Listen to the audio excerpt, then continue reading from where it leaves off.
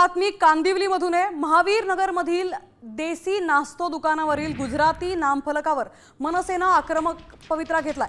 मनसेनं दुकानदाराला नामफलक मराठीत करण्यासाठी निवेदन दिलंय। मनसे पदाधिकाऱ्यांनी मराठीला प्राधान्य देण्याचा इशारा दुकानदाराला दिलाय। तसंच नामफलक तात्काळ बदलण्याचीही मागणी केली आहे। दरम्यान दुकानदाराने 7 दिवसांच्या आत मराठी नामफलक लावण्याचं आश्वासनही दिलंय। प्रेमाने सांगतोय आम्ही आपल्या पक्षाला काही पडलं नाही मराठीचं, पण आम्हाला मराठीचा आदर आहे। आमचे राष्ट्र नेहमी आपले प्रतिनिधी संजय गडदे आपल्या सोबत जोडले गेले आहेत। कांदिवलीतनं हा अत्यंत धक्कादायक प्रकार समोर येतोय। संजय, काय अपडेट्स आहेत?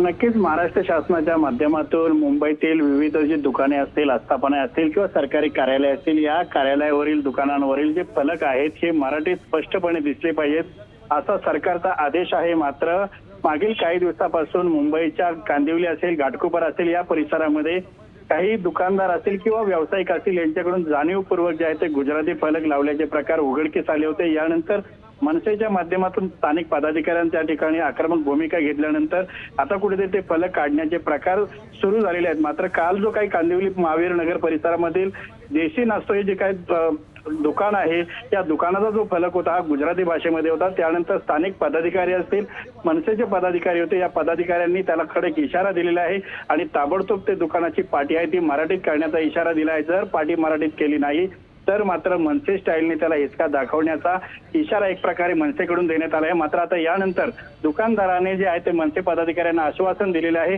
की 7 दिवसामध्ये त्या दुकानाची पाटी आता मराठीत करण्याचं आश्वासन दिले। आता मात्र हे पाहणं महत्वाचं ठरेल महापालिका यावरती काय कारवाई करेल, कारण महापालिकेच्या माध्यमातून ज्या दुकानांच्या पाट्या मराठीत नसतात अशा दुकानदारांना दंड आकारण्याचा नियम आहे। मात्र मागील नक्कीच धन्यवाद संजय आपण दिलेल्या सविस्तर माहितीबद्दल। आपण महाराष्ट्रात धंदा करतो तर